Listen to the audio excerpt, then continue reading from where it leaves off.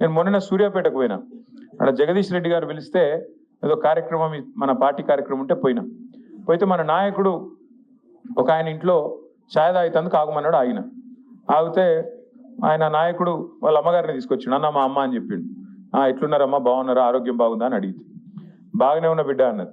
ఆ నాయకుడికి మొన్న ఈ మధ్యనే పెళ్ళయింది. ఆ పిల్లగాడు చిన్నోడు 25-26 ఉంటే మన రాజ్ కుమార్ పటేల్ లెక్కనే మొన్ననే లగ్గమైంది.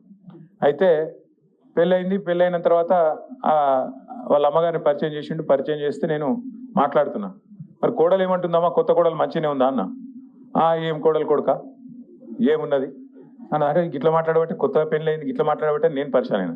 ఏమైందమ్మా, ఏమి ఇబ్బంది అంటే ఆమె ఏమన్నది తెలుసా, కోడలు వస్తే నెలకు 2500 రూపాయలు వస్తాయి అనుకున్న కొడుక, ఏం 2000 లేవు 500 లేవు ఏం లేవు అని ఆయమన్నది.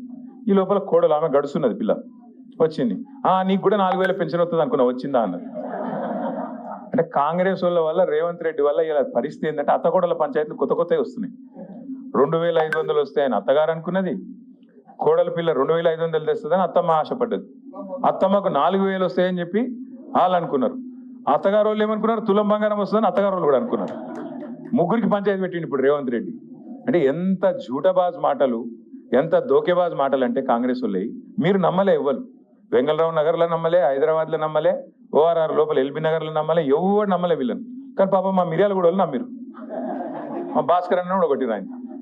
భాస్కర్ అన్న చాలా మంచోడు, ఆయన సొంత పైసలు ఖర్చు పెట్టుకొని ప్రజలకు సేవ చేసే మనిషి ఆయన. పాపం ఆయన ఎందుకు ఓడగొట్టిరంటే వాళ్ళకి పాపం ఇలా అర్థం లేదు, తాత్పర్యం లేదు, మోసపోయి నిన్ననే చూసిన వార్త నాకు చాలా ఆశ్చర్యం అనిపించింది.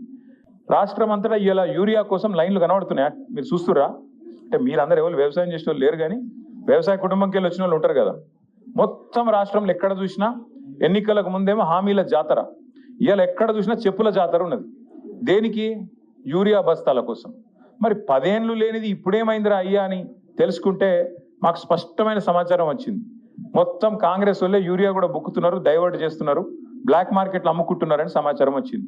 నేను నిన్నగాక మొన్న గద్వాలలో చెప్పిన, నేను కాంగ్రెస్ వాళ్ళే యూరియా మొత్తం డైవర్ట్ చేస్తున్నారు, కాంగ్రెస్ వాళ్ళే యూరియాని బ్లాక్ మార్కెట్లో దందా చేస్తున్నారు, రైతులకు అందకుండా చేస్తున్నారు అని చెప్తే నన్ను నిన్న కూడా కాంగ్రెస్ వాడు తిట్టిండు. యూరియా అని అంటావా నువ్వు, అట్లా ఇట్లా డామ్ డుసుకొని తిట్టిండు. ఇప్పుడు పొద్దున వార్త చూస్తే ఇక వీళ్ళ మిర్యాల కూడా ఎమ్మెల్యే కొత్తగా గెలిచిన కాంగ్రెస్ ఆయన ఉన్నాడు కదా, ఆయన గన్మ్యాన్ ఒక లారీ యూరియా తీసుకుపోయిండట. ఆయన గన్మెన్. మరి గన్మెనే లారీ యూరియా తీసుకపోతే ఎమ్మెల్యే ఎంత ఎత్తుకపోవాలి? ఇక మరి మీరు ఒక లారీ లోడ్ గన్మెన్ ఎత్తుకపోతే ఎమ్మెల్యే సాబ్ కనీసం ఒక గోదామని ఎత్తుకపోవన్నా వద్దా? ఇజ్జత్ కా సవాల్. గట్లున్నది కాంగ్రెస్ వాళ్ళ కథ. ఆఖరి యూరియా కూడా బుక్తారే, నాకు అర్థం కాదు. అది కూడా తింటారా? రైతుల నోటికాడి ముద్ద గసంటోళ్ళు కాంగ్రెస్ వాళ్ళు. ఇక వాళ్ళు చెప్పిన అబద్ధాలు ఇని ఇప్పుడు వస్తారు మళ్ళా గంగలరావు నగర్కి. తుమ్మల నాగేశ్వరరావు వస్తారు, పెద్ద మనిషి, మంత్రి కాబట్టి ఆయన కొద్దిగా వజూదు ఉంటుంది, ఏమని చెప్తే మన వజన్ ఉంటుందేమో అని మనం అనుకుంటాం. వచ్చి చెప్తాడు, అమ్మ మీకు తులం బంగారం ఇస్తా అంటాడు. ఈరోజు నేను చెప్తున్నా, రాసి పెట్టుకొని తులం బంగారం కాదు, వీళ్ళు మీ మెడల పుస్తలతాడు గుంజుకోకపోతే వాళ్ళే గొప్పలు. పచ్చి లంగాలు కాంగ్రెస్ వాళ్ళు.